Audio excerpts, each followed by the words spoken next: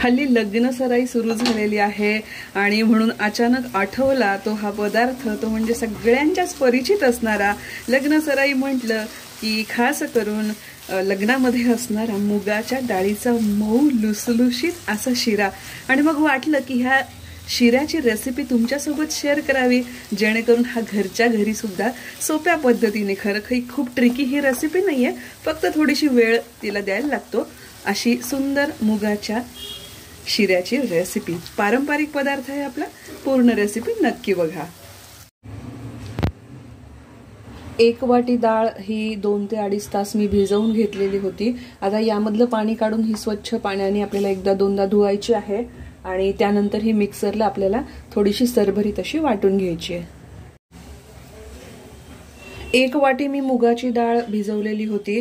Nonstick मी कढई घेतलेली आहे, तुम्ही नॉनस्टिक किंवा कुठली वापरू शकता, पण शक्यतो मी सजेस्ट करेल की नॉनस्टिक कढई तुम्ही वापरा। जेवढी डाळ भिजवली होती मी तेवढंच तूप यामध्ये घातलेलं आहे। मुगाचा जो हलवा असतो त्यासाठी तूप थोडं जास्त प्रमाणामध्ये लागतं आपल्याला। तूप तापलेलं आहे, यामध्ये मी आता घालतेय 2 चमचे, म्हणजे छोटी ही अर्धी वाटी रवा घेतलेला आहे मी, बारीक रवा। हा आपल्याला थोडासा भाजून घ्यायचा आहे आधी, तेवढंच, म्हणजे 2 चमचेच मी बेसन पीठ सुद्धा घेतलेलं आहे। बेसन पीठ जेव्हा भाजलं जातं त्याचा एक खमंग असा फ्लेवर लागतो आणि तो या मुगाच्या शिऱ्याला खूप सुंदर लागतो, म्हणून हे घातलेलं आहे आपण। आता यात आपल्याला घालायचे आपण वाटून घेतलेली मुगाची डाळ। वाटून घेतलेली मुगाची डाळ घालूया।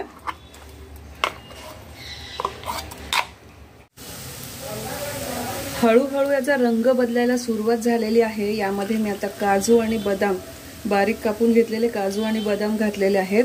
आता उरलेले जे भाजलं जात आहे त्यामध्ये हे ड्रायफ्रुट्स पण जेव्हा भाजले जातील तर ते मस्त असे क्रंची होतात आणि सुरेख असे आतमधनं जेव्हा ते भाजले जातात त्याची चव आणखीनच छान लागते, म्हणून मी आता या स्टेजवर यात ड्रायफ्रुट्स घालून घेतलेले आहे। मी बदाम आणि काजू घातलेले आहेत, तुम्ही तुमच्या आवडीनुसार कुठलेही ड्रायफ्रुट्स यात घालू शकता। याचा रंगही बदललाय, आता हार्डली 5 मिनिटं अजून आपल्याला भाजण्याची आवश्यकता आहे आणि खूप हलकंही हे झालेलं आहे, बघू शकता तुम्ही, हलकं झालेलं आहे, ड्रायफ्रुट्स मस्त क्रंची झालेले आहेत, हे हलकंही झालेलं आहे आणि बघू शकता आजूबाजूने याला तूपही सुटलेलं आहे। आता आपलं रंगही बदललेला आहे, आपल्याला गोल्डन आणि लाईट ब्राऊन जो हवा होता, जो अपेक्षित रंग होता तो आलेला आहे। व्यवस्थित याचं मॉइश्चर सगळं गेलेलं आहे, छान असं खरपूस सुगंधही सुटलेला आहे।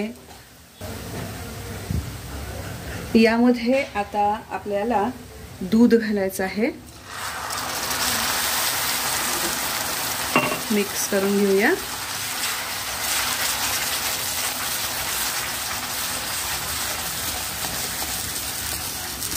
जितकं बसेल तितकं अंदाजाने, आता आपण जर जास्त रवाळ हे वाटलेलं असेल तर जास्त लागू शकतं। मला हा 1 मग भरून दूध लागलेला आहे, म्हणजे साधारण 200 ml पर्यंत दूध मला लागलेलं आहे। हे कदाचित आपल्याला ते वाटलं कसं गेलेली आहे डाळ त्यावर हे प्रमाण बदलू शकतं। आणि आपला हा जो मुगाचा शिरा असतो हा असा मऊ लुसलुशीत असला पाहिजे, कोरडा फडफड असा तो नसतो। हे सगळं दूध आपलं यामध्ये ॲब्झॉर्ब झालेलं आहे। यामध्ये आता आपण घालतोय ही जितकी वाटी आपण डाळ भिजवली होती तितकीच वाटी ही साखरही घालतोय। जर तुम्हाला जास्त गोड आवडत असेल तर तुम्ही 1.25 वाटी घातली तरी चालेल। 1 वाटी मुगाची डाळ भिजवून केलेला मुगाचा हलवा हा 5 ते 6 जणांना व्यवस्थित पुरतो।